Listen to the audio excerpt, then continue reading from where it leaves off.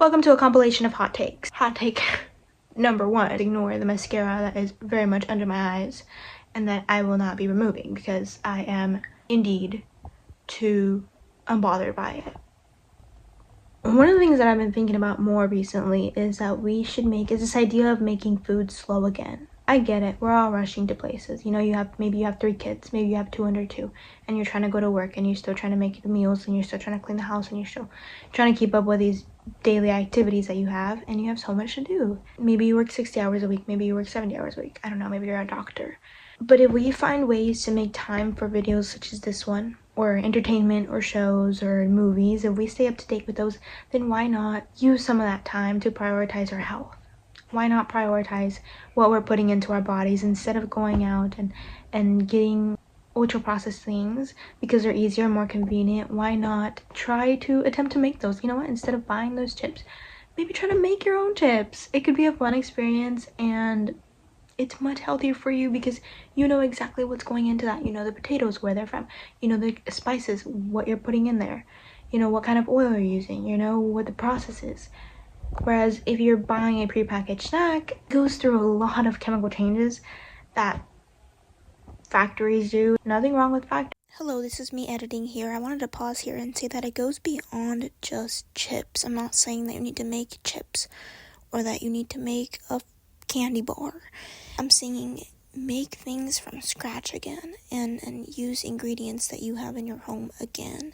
Know what you're putting in there. It doesn't mean that you have to make the most random things such as chips or your new soda or your new candy bar, but more so focus on creating real meals with real food that you have in your home.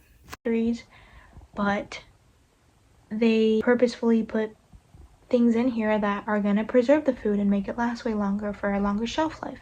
But these things can be harmful to our own health.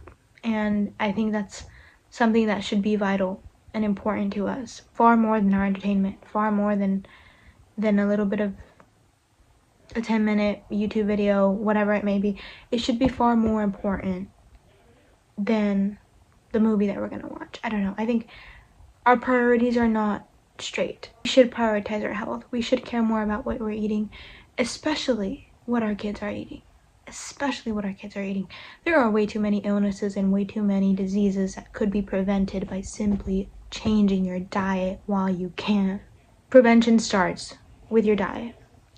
There's things that are set in your genetics. You have predispositions, but these predispositions are allowed to play out if your diet is bad, if you're not prioritizing your health. And I'm not talking about eating only salads every single day. No, I'm not talking about that. I'm just talking about making food slow again, trying to make your own food so that you know exactly what's going in there. There's too many things that are disrupting our microbiome, our hormones, and they're having a really bad effect on our bodies. And you see it everywhere. So that's my hot take for right now. These 3 minutes of me yapping. Prioritize your health. It's important. Take care of your temple. It doesn't just mean going outside and exercising. It means take care of what you're putting in it. Or be conscious about what you're putting in it and why. So hot take number 2, I'm writing a discussion board and an encouragement for you, if you haven't already, the importance in studying a language such as Greek or Latin. I'm not doing that at the moment, but I did get the opportunity and the privilege to study some in high school. Despite not being proficient in either, the biggest takeaway that I get from the two is that it is so important to have definitions. So many important things are lost in the translation of a word. And this is especially if you're into I've posted multiple videos about Christianity and religion, and I urge you that if you are interested in really learning more, because this is another hot take, so this is a double hot take that I get right now, that you're getting right now. I think as Christians, it's really important that we study theology. I think that it is our duty to study theology. We study so many other things. We study medicine, we study math, we study nutrition, we study psychology, we study all of these other things, but we do not study our God. We don't study the God that we say we believe in. Theology is important. Theology is for every single Christian or every single person who calls himself a Christian, okay? Just dive into the books, dive into other books. There are so many other people who are way smarter than you, way wiser than you, that you can learn a lot from, and the Lord has given them wisdom for a reason. So, but of course, use discernment in finding these people. Anyways, going back to my original hot take, the importance of having definitions and the importance of meaning what you say and saying what you mean. Having these concrete, which we had for years and years and years, and especially in today's society, it's so important to have concrete definitions, because there are so many things that are simply thrown around, so many words that are simply said, and we don't even know what we're talking about because we don't have a definition for them. I'm sure you get the drift. I'm sure you kind of get where that's going. Ergo, the importance of studying languages like that, of studying languages that will give you different words that mean two different things. For example, I was talking about cognosco and skio. Skio, I know. Cognosco, I also know. To know something abstractly is to know something that you've never experienced. And to know something, truly know something and fully understand it is because you've been through it. And so those are two different things. But when I say I know, I can't fully embody that. I can't fully translate that. I can't fully translate how I know. Anyways, importance of definitions, Latin and Greek, super solid. Do take the courses if you can, are so useful, especially when it comes to reading. If you want to read the interlinear translations of the Bible, so awesome, so solid. You should do it. If you have the time to, why not? You know what frustrates me is this idea that the only part of women's rights is just reproductive. To say that getting rid of something is going to completely abolish the right of every single woman. Quit the fear-mongering. Hey y'all, so this part has a lot of rooster crowing in the background, so if that bothers you, you can't hear it properly, I am sorry, but this is how it was recorded, so you could just end the video here. To leave this off on a happier note, I think we could end off with a thought that I had recently, which I might make a greater, longer video about this, but really you can and are able to be whatever person that you choose to be. You know, you have autonomy in that sense. You have control over where your life goes. You don't have to be just a typical 9-to-5 person. Like, your job does not have to define all that you are, and it shouldn't. We love to compartmentalize, and we do it with our religion, we do it with our learning, we do it with our work, we do it with our family. We do it in medicine, where we have specialties for each part of the body, when really the body works as a unit. It works together. And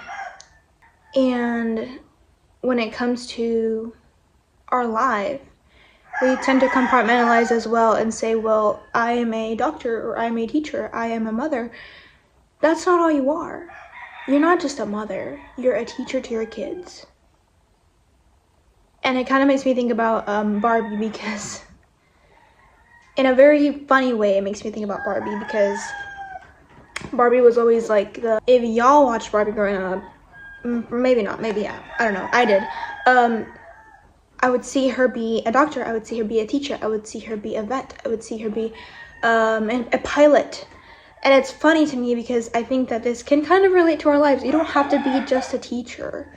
You know, you are a family member at the end of the day. You should have other hobbies, and you should have other interests.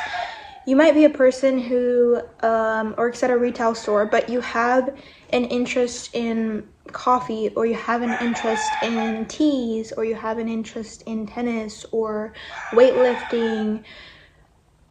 There are so many different parts to each one of us as individuals, and we need to get back to having hobbies. Maybe you like to read, maybe that's part of your weekend. Maybe you like going to the park, going for walks, going for runs.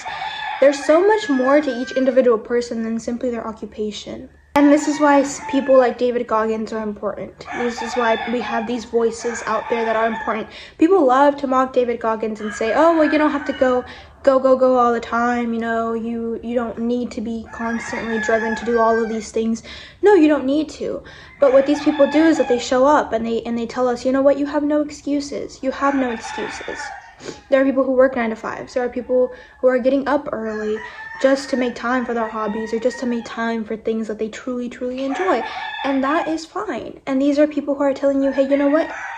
I can do it, so can you. And you have the control, you have the autonomy. People love talking about autonomy. People love to say they want control over their own lives. You have it and you're not exercising it.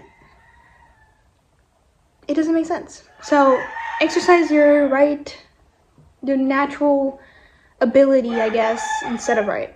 Let's say natural ability to simply do whatever you want to do. You have the choice. We do have the ability to choose what to do and what not to do. You're not set and stuck in a rhythm. No one's putting you there. You put yourself there. If you're stuck, it's because you put yourself there. I mean, I don't wake up as early as Goggins. I don't go on a run every single morning. But these are important voices because they call us out and say, hey, don't make a victim out of yourself. You're not a victim of your situation. You're not simply a doctor. You're not simply a teacher. You're not simply a construction worker. You are a person with multiple interests and multiple hobbies. So go have fun and do those. And if it means that you don't get to spend time on your phone, then heck, don't spend time on your phone. It's a waste. It's a waste. So many more memories are created by going outside and having fun. Surfing, swimming, going to the beach, going to the mountains, hiking, going to your local park, okay? Going for a stroll down the block. You don't even have to go anywhere.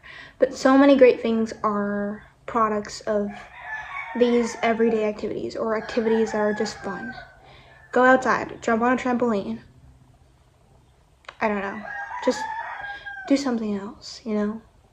There's more to life than just sitting here and having our phone be our leisure time. That's another thing too. I feel like our phone has turned into our leisure time. Like whenever I want to relax, I'm like, oh, let me just go sit down and scroll on my phone.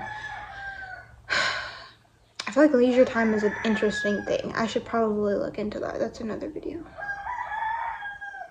That's another topic. But it kind of goes off, makes me go off on a tangent about like, why is it that we associate our phone with our leisure time and being a relaxed state when really it's not really relaxing? Like your brain is trying to process all this information that it's constantly taking in through our phones. So it's not really so much that we're in a relaxed state.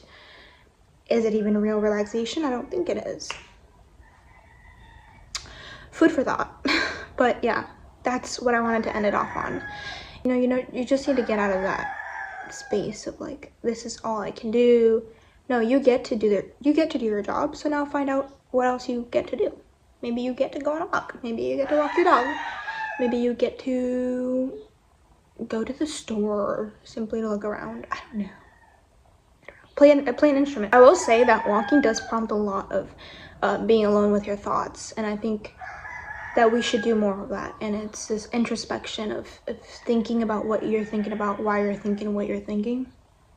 You know? I don't know. It's all great. Just go outside. Yep. Bye.